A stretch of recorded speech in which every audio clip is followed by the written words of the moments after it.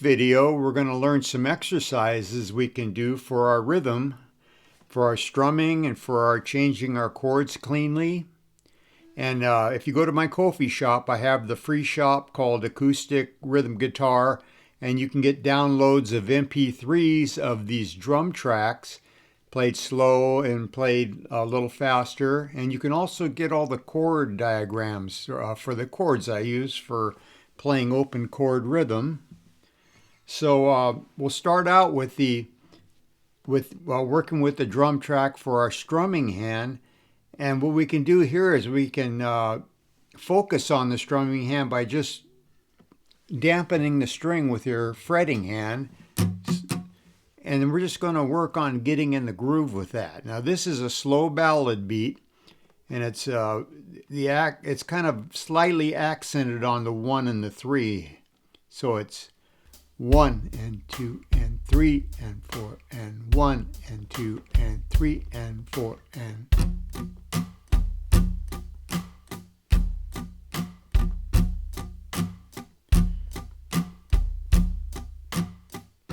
Make sure your shoulders, your wrist, your arm is relaxed. You just play right along with that drum. Just make like you're part of the drum kit.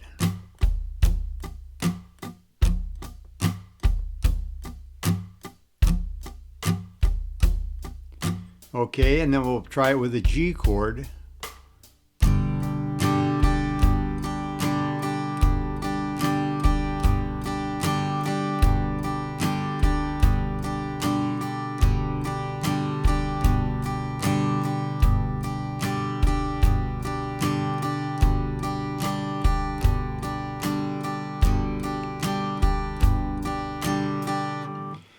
Now you can also do this exercise with your favorite songs that you have on your, on your playlist from your favorite artists, and just mute the strings. And as the band is playing on those recordings, just get into the rhythm with your strumming hand.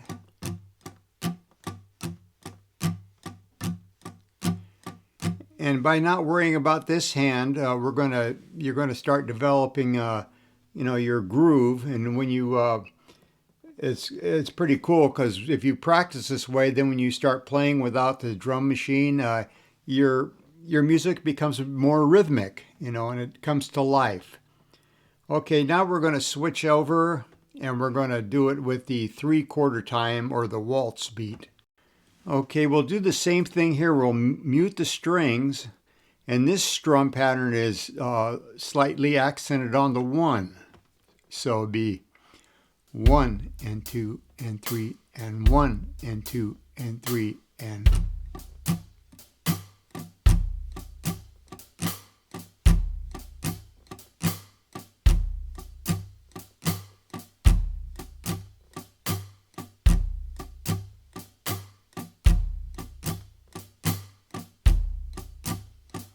Now we'll do it with the G chord.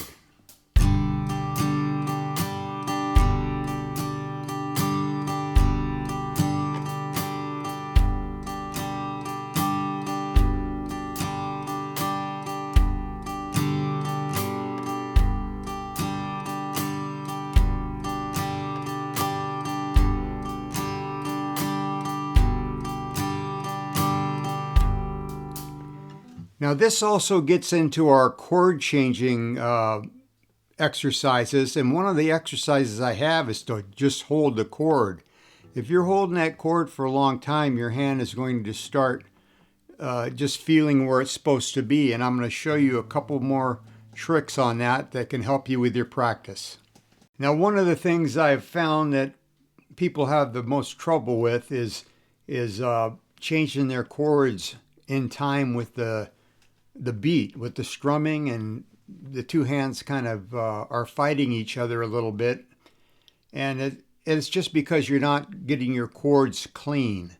And you don't want to climb on the chord, meaning you put one finger down, then you find the next, then the next. Now you have to do that when you're starting out. And once you get the shape of the chord, you know how to put your fingers on it, even if you have to crawl up on it if you're starting out. Hold that chord down. Let's use the D chord. So let's just hold the D chord here. And what you do is, you could do this watching TV and or just, when just sitting in a chair and just relaxing, but you can just hold that chord and then just ever so slightly take the fingers off of the strings and just raise them just above the strings and then push them back down again. And do that a few times and then try to get farther and farther away, maybe a ½ inch away with your fingers, then come back in. And what you want is all the fingers to touch down at the same time, much like a piano player when he hits a chord and he hits all the fingers down. So eventually you want to be able to bring your hand all the way out like this, then come back and come right onto the chord. So just a lot of repetition with this. And then you could do this with your drum track or your metronome. So I'm going to put the chord on for 4 beats and take it off for 4 beats. So I'll go like this. 1, 2, 3, 4. 1, 2, 3, 4. 1, 2, 3, 4. 1, 2, 3, 4. 1, 2, 3, 4. 1, 2, 3, 4. Then you can even do a strum too. 1, 2, 3, 4. 1, 2, 3, 4. 1, 2, 3, 4. 1, 2, 3, 4. And what you're doing is you're building your coordination between your two hands. Everything's working together. And this hand isn't holding this hand up trying to find the chord fingerings, and you want to get right on them, like I said. And then here's another thing that's going to be more economical in your practice is practice your chords in their progression. If I have other videos on progressions. I'm teaching the basic progressions and on into the 6 minors and the 2 minors. And so check those videos out. But if you're practicing chords, practice your keys together like you have the 1-5 progression. And for D, that's D to A. A is the 5 chord, and it can be an A7. You can use either a regular major chord or a 7. The only difference between the major chord and the 7 is the 7. The 7 is also a major chord. It just has a 7 on it. And I'm going to get into all of that. So getting back to this, you want to practice with your progression. So I'm going to do a 1-5 in D, which is D to A. 1, 2, 3, 4. 1, 2, 3, 4. 1, 5. 1, 5. Now I'm going to add the 4, which is G. 1, 2, 4, 5, 4, 1. Just make up different combinations of going from one to the other. Go to the 4 to the 5, go to the 5 back to the 4, go from the 4 to the 1, go for the 5 to the 1. So, you're getting 2 for the price of 1 there. You're learning your chord progressions. And plus, realistically, when you're playing a song, those are the chords you're going to use for the 1-4-5 progression, which is the bass progression for every song. And we just start adding minors to it and whatnot. And so if you learn your 1-4-5 and the 5 keys that I taught on my other video, they're the open keys for open chords, then you can practice those all together. I'll go through the whole thing for you right now. I'm going to do a 1-4-5 in each of those 5 keys, which is C, D, E, G, and A. So here's C. 1, 4, 5,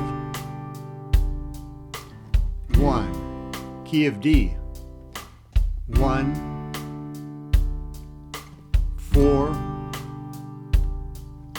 5, 1. Key of E. 1, 4, 5, 1. Key of G. 1, 4, 5, 1. Key of A. 1, 4, 5, 1.